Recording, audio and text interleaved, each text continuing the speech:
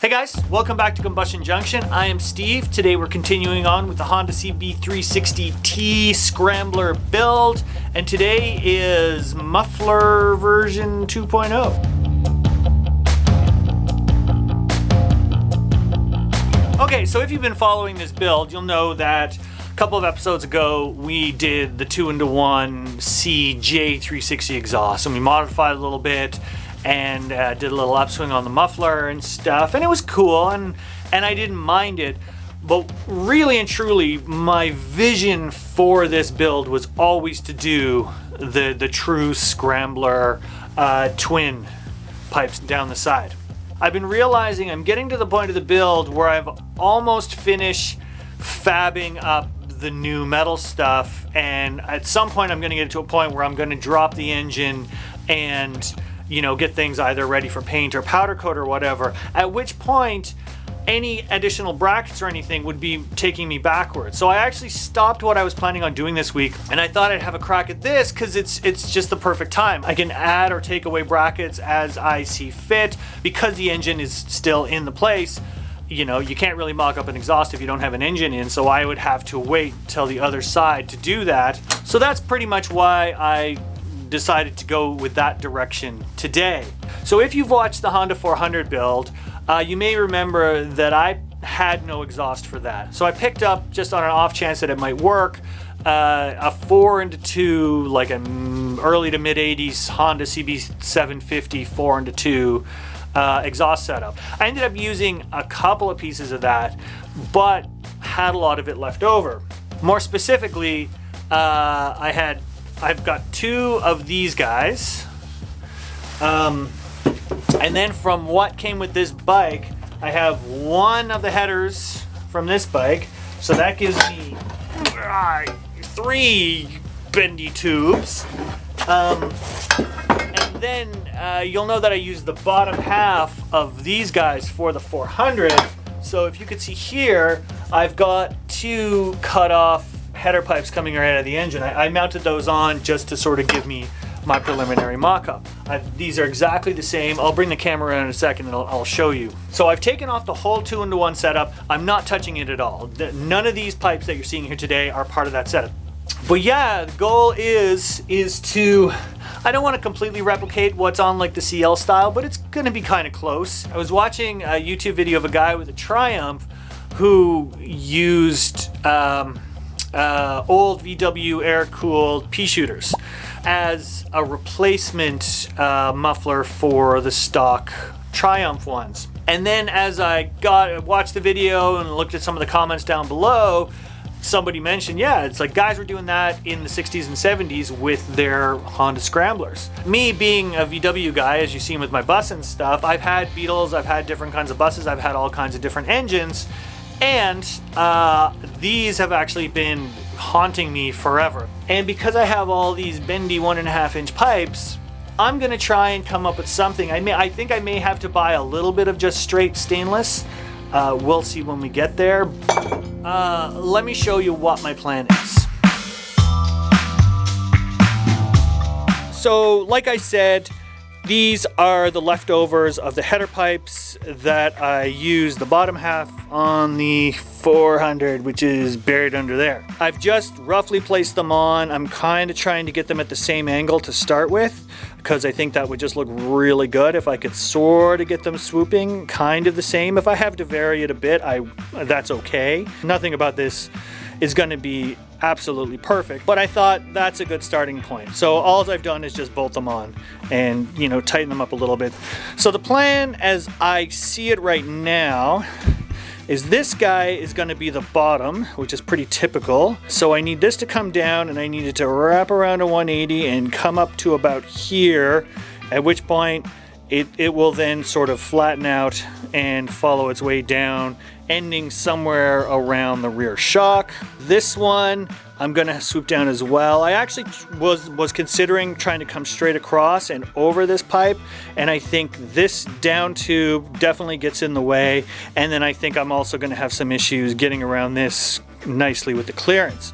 So I think I'm gonna sort of follow once again the Honda sort of CL style on this. I'm gonna come down and basically in here, come up at the 90, get in behind this pipe, and then at some point here, turn it so then it follows parallel with that one. Because these are already cut and sort of in place, it's a good starting point. So I'm going to take their two matching guys here, and I think this one is pretty bashed in well after it clears the corner, and this one's pretty clean. So I'm going to save the really clean one for this pipe because I think I'm just going to need more of it. But this one, I'm gonna try and do that wraparound like that. So I'm gonna cut it at this point and then pick up this bend here, and if I flip it over, it might give me my straightaway out the back. So hopefully that makes sense. Let's get the camera on the tripod and get some rough cuts going.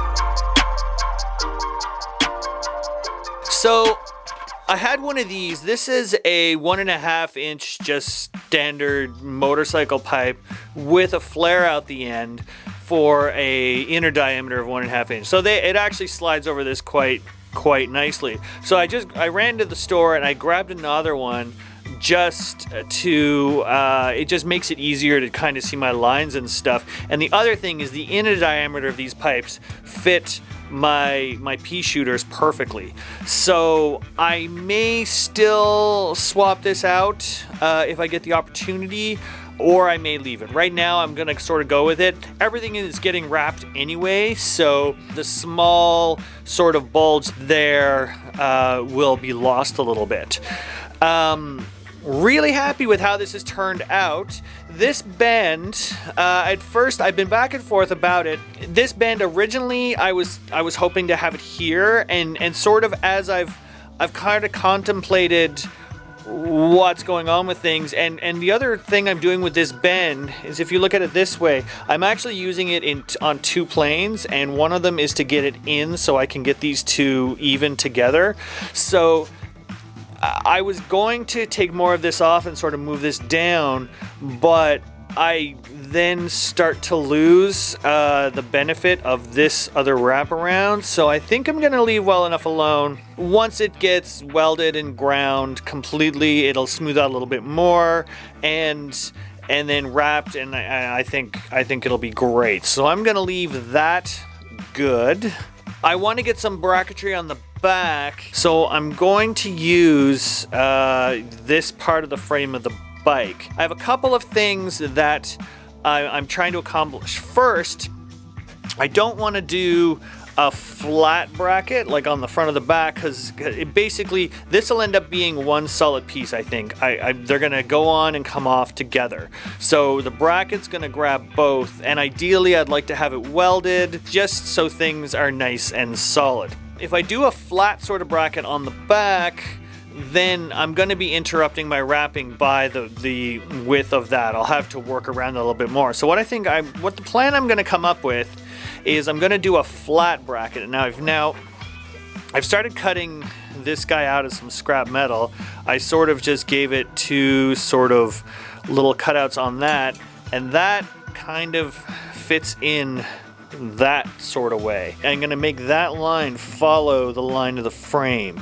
So once it's painted out black, it'll kind of disappear. Visually, you still have the openness going on, and because it's this way, I've only got this width to get around with the wrap. That's one of the tabs that went all around the frame and hooked up all the other stuff. So what I'm actually going to do, I'm going to move this.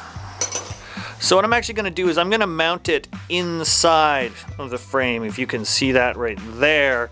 So from this angle, you won't see that nut at all. Because the other option I want to give myself is, if I do go back to the 2-in-1 on the other side, I want this all to be clean. And if I've got tabs sticking out or bolts here or whatever, that would just not be as cool. So that's going to go on the inside there and get spot on there. And then this guy, I'm going to weld that in between the two of those, and then wherever I need to put a hole there to get everything mounted. I'm also going to pull these in just a hair, just so everything is nice and tight. So I don't want to get, I've got a little bit of clearance there against the back shock, but for the most part, that's where they're going to sit. I'm not going to wrap them yet. I'm going to wait on that, and obviously I've got to get everything all punched up. And I'm going to do the bracket first before I ultimately sign off on all this stuff.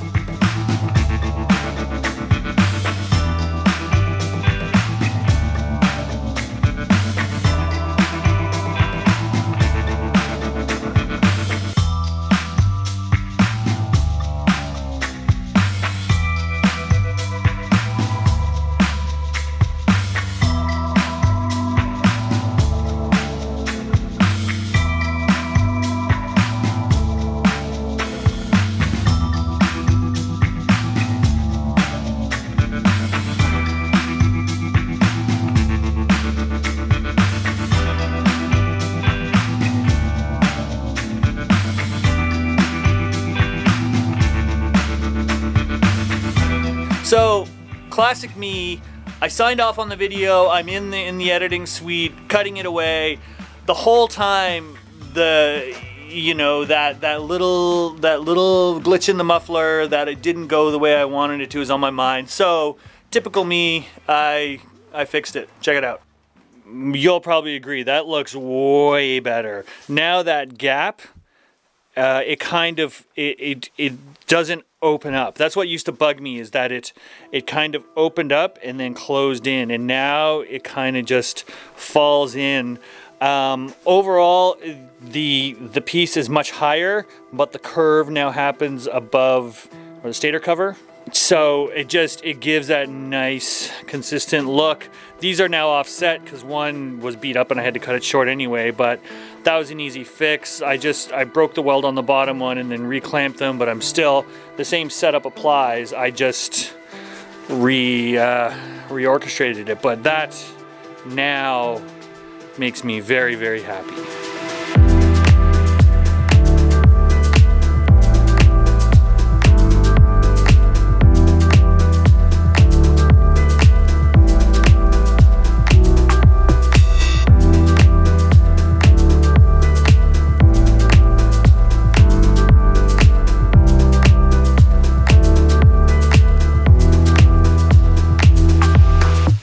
Guys, now I can sign off and be really happy with this. I would have probably been up half the night thinking about whether or not I should have cut that 2 inches out or not. So I'm really happy that I did, and I think it made all the difference in the world. It's crazy what little tiny adjustments can do visually to make things kind of come together. That being said, hit the like button if you dug this video. Leave a comment down below. Tell me what you think. If you haven't subscribed, please subscribe. Hit the notification bell to get notifications. I do upload every week. Share this series if you think there's anybody that might dig it. And as always, we will talk to you next week. Cheers, guys.